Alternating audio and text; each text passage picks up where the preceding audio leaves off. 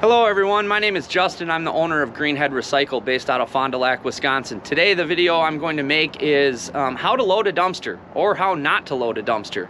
We see it all the time. People order dumpsters. Typically people always try to order a dumpster smaller than they actually need. I would almost always recommend if you need a 15 yard, it's not a whole lot more, to bump yourself up to a 20 yard, or vice versa. If you need a 10, bump yourself up to the 15. One big mistake that I see all the time is how people load the dumpsters. They just throw everything in there and then it's over full. I recommend when you're loading a dumpster, you want to load it like a moving truck.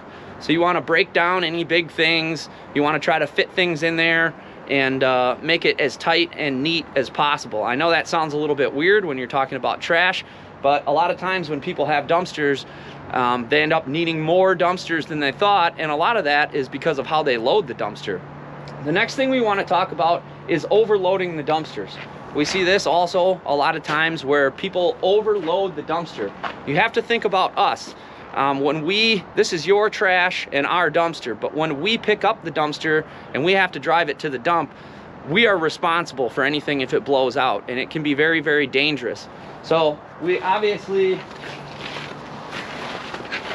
sticker right here, do not fill above this line.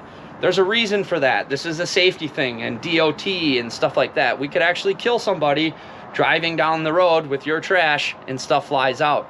So one thing you really need to make sure that you do is pack these dumpsters nicely and utilize the amount of space that you paid for properly. Otherwise, you might not have enough room and then you start throwing stuff over the top. If that does happen, sometimes we will not pick up your dumpster, and sometimes we might even charge you for an overloaded dumpster. But this all can be avoided if you take your time and fill the dumpster properly. And you have to think, yes, we're gonna put a tarp over the dumpster, but we have to be very, very careful about what we haul.